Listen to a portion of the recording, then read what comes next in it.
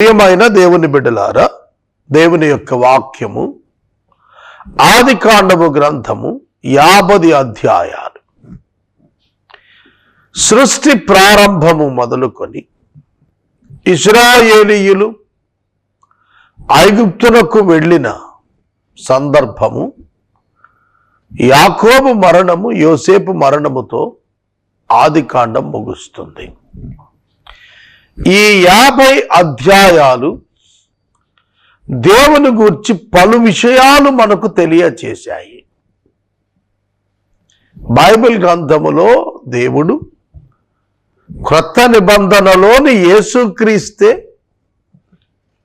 అనేది ఆదికాండము గ్రంథము రుజువు చేసింది. హెబ్రీ పత్రిక 1వ అధ్యాయం 3వ వచనంలో ఆయన ఈ సృష్టికి కర్తయును అనగా నిర్మాణకుడును, 2 నిర్వాహకుడును అయి ఉన్నాడు. పరిశుద్ధాత్మ దేవుడు బైబిల్ గ్రంథమును 1-2 పదాల్లో చెప్పేశాడు. Our God is the creator and the coordinator of the universe. Simple. ఒక్క మాటలో పరిశుద్ధాత్మ దేవుడు ముగించేశాడు. Who is this God? ఎవరి దేవుడు? 1 సృష్టికర్త, 2 సృష్టి నిర్వాహకుడు, 3 సృష్టికి లయకర్త. ప్రకటన గ్రంథం సాక్ష్యం ఇచ్చింది. ఈ 3 ప్రభువైన యేసుక్రీస్తు. అందుకే ఆయన ప్రకటన గ్రంథంలో మాట్లాడుతున్నప్పుడు నేను అల్ఫాయు ఓమేగాను అయ్యున్నాను అన్నాడు. Alpha omega, beginning ending, beginning ending. Alpha omega, alphabets లో A to Z. A alpha, Z omega. కనుక గ్రీక్ ఆల్ఫాబెట్స్ లో alpha beginning word, omega ending word. కనుక I am the beginning and the ending అన్నప్పుడు everything I am nothing but everything. సమస్తం ఆయనే. కనుక ఆదికాండము గ్రంథమందలి 50 అధ్యాయాలు దేవుణ్ణి సమస్తముగా చూపించాయి. 1వ అధ్యాయం ఆయనను సృష్టికర్తగా, the word of God created the universe. God created the universe through his word. కలుగునుగాక, వర్డ్ ఆఫ్ గాడ్ కలిగింది. అంతే, అంతా కలిగింది. కలుగునుగాక. నిన్న నేను పేపర్లో చూశాను, గురుడు అనే ఒక గ్రహాన్ని గురించి అనుకుంటా రాస్తూ 4 లక్షల సంవత్సరాల క్రితం ఇది చేసినట్టుగా ఐడెంటిఫై చేస్తున్నారు శాస్త్రవేత్తలు అన్నాడు. క్రియేషన్కు ఎంత టైం పట్టింది అనే దాని మీద ఆదికాండము 1వ అధ్యాయం 1వ వచనానికి మరలా 3వ వచనం దగ్గరకు ఉన్న వ్యత్యాసం ఉన్నది.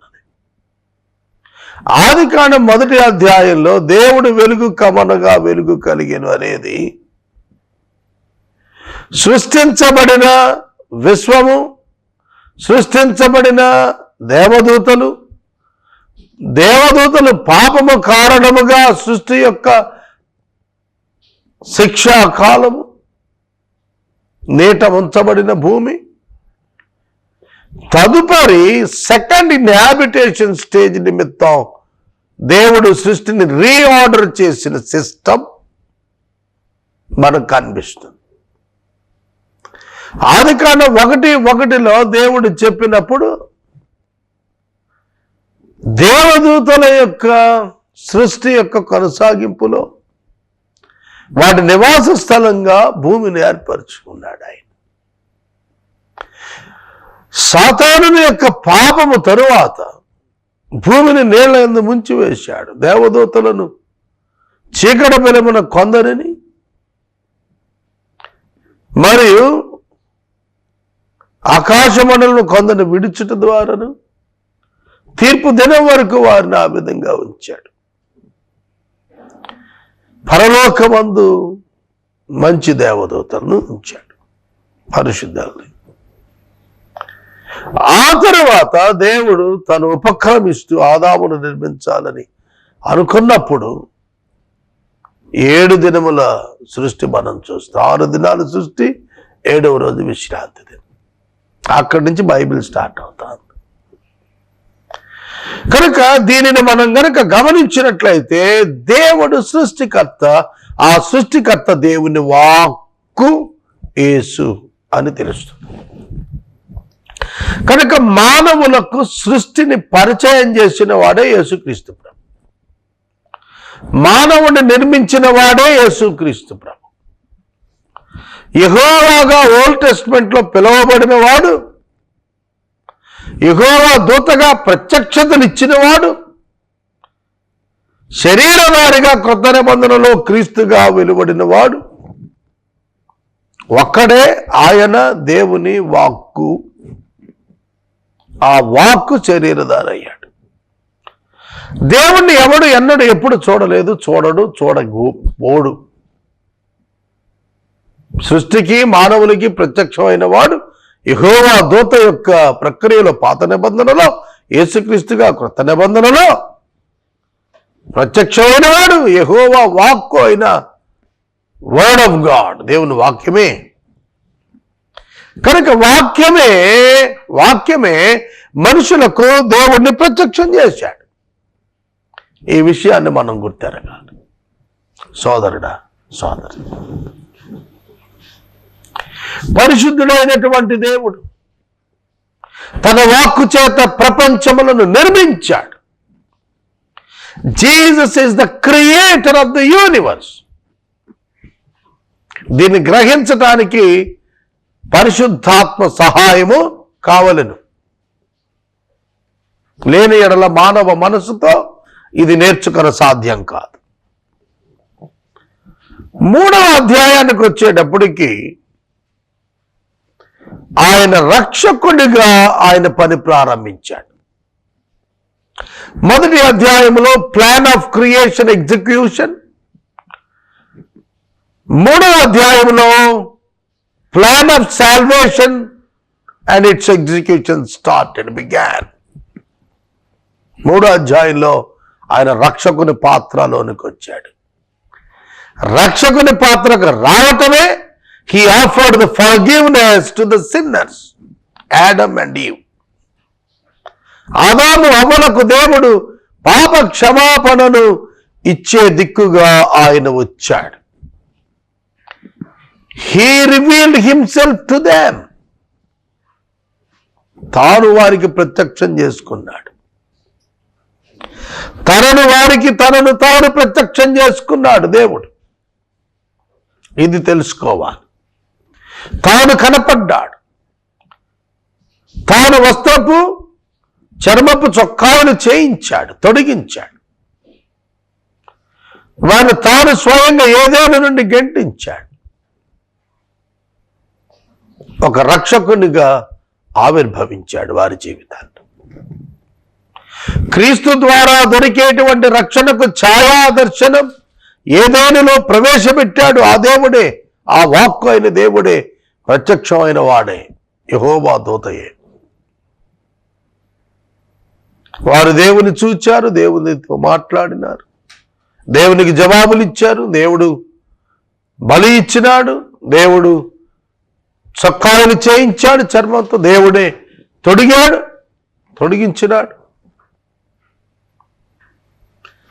ఇక 4వ అధ్యాయానికి వచ్చేటప్పటికి ద గివర్ ఆఫ్ జనరేషన్స్, తరతరాల మనుషులను ఉత్పత్తికి దేవుడు దయచేత అనుగ్రహిస్తున్నటువంటి వాడుగా కనపడ్డాడు. పాపము చేయుటకు సిద్ధపడిన కయ్యను ఖండించుట ద్వారా హెచ్చరించడం ద్వారా పాపులను పిలుచుటకు వచ్చిన క్రీస్తు అక్కడ కనిపిస్తున్నాడు. హేబేలు యొక్క రక్తమును గూర్చి కయీనును ప్రశ్నించినప్పుడు ఒక జడ్జిగా కనిపిస్తున్నాడు దేవుడు మనకు. He's a judge.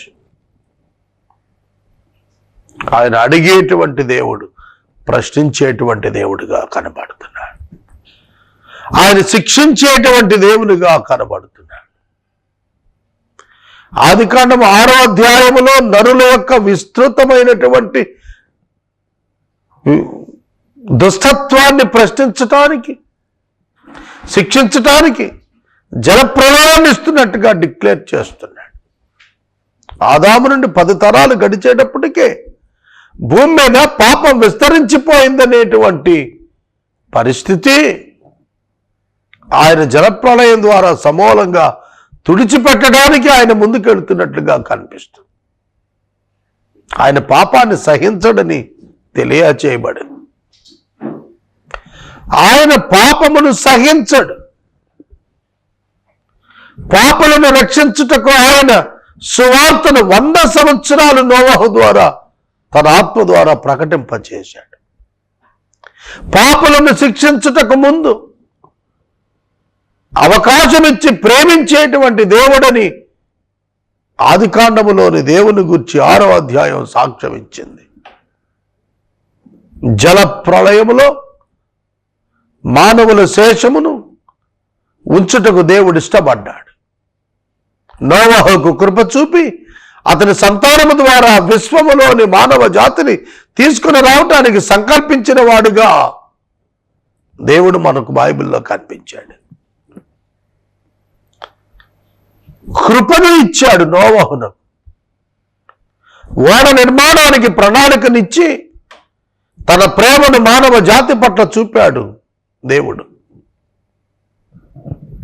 అదే దేవుడు నోవహు కుటుంబాన్ని రక్షించిన తరువాత అతని కుటుంబం నుండి 3 కుమారుల నుండి మానవులను విస్తరింపజేసి బాబేలు శిఖరము దగ్గర మానవుని యొక్క చెడు మనసు బట్టి కలిగినటువంటి వృద్ధిని ఆయన కూలగొట్టి భాషలు మార్చాడు. మానవులలో చెడు ప్రబలకుండా దేవుడు ఏర్పాట్లు ఏ విధంగా చేస్తూ వచ్చాడో మనకు అర్థమవుతోంది ఆయన మనస్సు. 12వ అధ్యాయంకి వచ్చేప్పటికి తన ప్రణాళిక చొప్పున తన కుమారుడైన క్రీస్తు బయలుపడినట్లుగా ఒక మనిషిని ఏర్పరచుకొని పిలుచుకున్నాడు. ఆ మనిషిని పేరు అబ్రహాము. ఊరు అను కల్దీయుల ఊరిలో విగ్రహారాధికుడైన అబ్రహామును ఆ స్థలము నుండి, కుటుంబము నుండి వేరు చేసి తాను పాలు తేనెలు ప్రవహించే దేశంగా ఎన్నిక చేసుకున్న ఆ వాగ్దాన భూమికి అబ్రహామును దేవుడే తీసుకొని వచ్చాడు. అబ్రహాము, ఇస్సాకు, యాకోబుల జీవితాల్లో తాను కాపాడువాడని, ప్రేమించువాడని, సంరక్షించువాడని, మాట్లాడువాడని, చూస్తున్నవాడని, వినేటువంటి వాడని, బహుమానమిచ్చువాడని, శత్రువుల ఎదుట వారిని ఆహారం సిద్ధపరచగలిగిన వాడని తనను తాను రుజువు చేసుకున్నాడు ఆదికాండము గ్రంథములోని దేవుడు. తన చిత్త ప్రకారము భక్తుల జీవితాలలో దేవుడే స్వయంగా తన కార్యాలు జరిగిస్తాడు అనేటువంటి విశేషతను దేవుడు ఆ 3 జీవితాలతో పాటు యోసేపు జీవితం సమూలంగా మన ముందుంచడం ద్వారా ఒక వ్యక్తిని తాను అనుకున్న స్థానానికి తాను ఏ విధంగా తీసుకెళ్తాడో మనుషులందరికీ తెలియచేయటానికి తాను చరిత్రలో కనబడ్డాడు. అంతేకాదు, ఆదికాండము గ్రంథములో దేవుడు తాను తన ప్రణాళికను ఏ విధంగా నెరవేర్చి చూపిస్తాడో భక్తుల జీవితాల్లోని సందర్భాలు, సంఘటనలు, వారికి ఎదురైన అనుభవాలు, వాటన్నింటి నుండి దేవుడు నడిపించిన ప్రత్యేక విధానాలు, ఇవన్నీ కూడా దేవుని యొక్క సర్వజ్ఞానాన్ని రుజువుపరుస్తూ వచ్చాయి. పరిశుద్ధ దేవుని యొక్క సర్వ జ్ఞానము ప్రదర్శితమైనది ఆదికాండము గ్రంథమున. దేవుడు అబ్రహామునకు సంతానము లేనప్పుడు తెలియచేశాడు. తన ప్రణాళికను తాను అబ్రహాముకు చెప్పకుండా మానలేదు. అతని సంతానము 400 సంవత్సరాలు పరాయి దేశంలో ఉంటుందన్నాడు.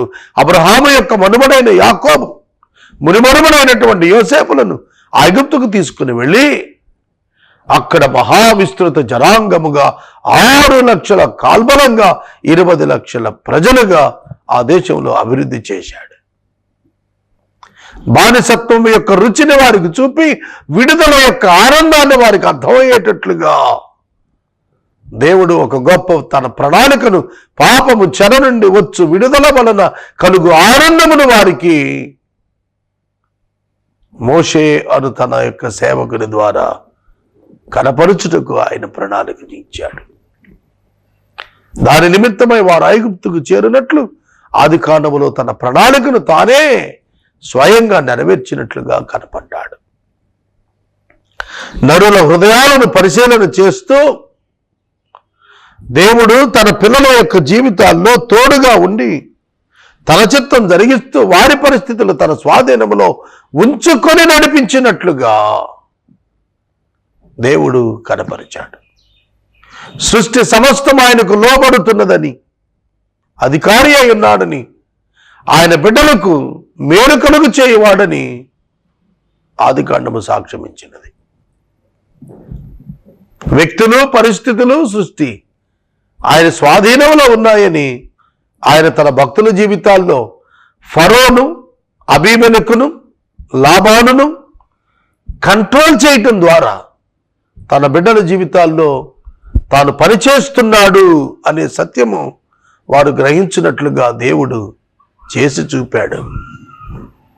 ఇవాళ మన జీవితానికి కావలసిన అన్ని విషయాలలో ఆయన సమర్థుడు, ఏకైక దేవుడు అని తాను రుజువు చేసుకున్నాడు. ఆదికాండంలో అన్నం ఉడికింది అంటానికి ఒక మెతుకు పట్టుకుంటే చాలు అన్నట్లు ఆదికాండమును పరిశీలిస్తే ద హోల్ బైబిల్ అంతటా ఉన్న దేవుని అన్ని లక్షణాలు ఒక్క ఆదికాండములోనే దేవుడు కనపరిచాడు. How great he was and he is. దేవుని బిడ్డలారా, దేవుని యొక్క వాక్యము దేవుని బయలుపరిచింది. The word of God manifested God. The word of God introduced God. The word of God witnessed God. The word of God showed God to the humanity. The word of God has given the understanding about the God. దేవుని గురించిన అవగాహన దేవుని వాక్యమే మనకు కల్పించింది. దేవుడు ఉన్నాడని రుజువు చేసింది. దేవుడు కళల ద్వారా అబ్రహాము, ఇస్సాకు, యాకోబులతో మాట్లాడి, యోసేపుతో మాట్లాడి తన యొక్క ఉద్దేశాలను వారు గ్రహించేట్లు చేసి, పరిశుద్ధ ఆత్మ ద్వారా వారు సందేశాలను గ్రహించు కృపను ఇచ్చి తన ఉనికిని వారి జీవితాల్లో రుజువు చేస్తూ తన యందు వారు విశ్వాసముంచున్నట్లుగా వారికి ముందుగా నడిచిన వాడుగా కనిపించాడు. ప్రియమైన సహోదరుడా, సహోదరు, you must listen to this word. ఆయన మాటకు నీవు విని లోబడాలి. ఆయనకు లోబడిన ప్రతి ఒక్కరిని దేవుడు సంపూర్ణముగా తన యొక్క చిత్తము చొప్పున ఆయన ఆశీర్వదిస్తాడని చూపించాడు. తన బిడ్డలను దీవించిన వారిని దేవుడు దీవిస్తాడని, తన బిడ్డలకు సహకరించిన వారిని ఆశీర్వదిస్తాడని, తన బిడ్డలను బాధించు వారిని బాధిస్తాడని, శిక్షిస్తాడని, నీతిని ఆయన ప్రేమిస్తున్నాడని, పరిశుద్ధత ఆయన యొక్క తత్వమని న్యాయం ఆయన యొక్క గుణమని ఆదికాండములోని చరిత్రలు మనకు రుజువు చేస్తున్నాయి. గ్రంథములో రక్షకుడైన యేసుక్రీస్తు ప్రభువును తీసుకుని వస్తున్నట్లుగా యూదా యొక్క చరిత్రను దేవుడు మన కళ్ళ ఎదుట ఉంచి ఆయన క్రీస్తు ద్వారా కలిగేటువంటి ఆశీర్వాదాన్ని కనపరిచాడు. దేవుడు మొట్టమొదట సువార్తను అబ్రహాముకు అందించాడు. పౌలు గారు చెప్పినట్లు ఆ సువార్త ఏమిటి? నీ సంతానము వలన భూలోకములోని వంశములన్నీ ఆశీర్వదించబడును. ఆ సంతానము యేసుక్రీస్తు. ఆయనను చూడవలెనని మిక్కిలి ఆశించాడు, మిక్కిలి ఆనందించాడు చూచి. మమ్రేలో ఆయనకు ప్రత్యక్షమైన త్రిత్వ దైవం. ఆదికాండము త్రిత్వమును సూచించుచున్నది. తండ్రి, కుమారుడు, పరిశుద్ధాత్ముడు. ఆ ప్రత్యక్షత మమ్రేలో అబ్రహామునకు దేవుడు వసగినాడు. ఆ ప్రత్యక్షతను అబ్రహాము పొంది క్రీస్తును తాను చూడగలిగాడు, ఆనందించాడు. ప్రార్థనలకు జవాబిచ్చు దేవుణ్ణి ఆదికాండం పరిచయం చేస్తాను. సంతానమిచ్చు దేవుణ్ణి ఆదికాండం పరిచయం చేసింది. శత్రువులను మార్చు దేవుణ్ణి ఆదికాండం పరిచయం చేసింది.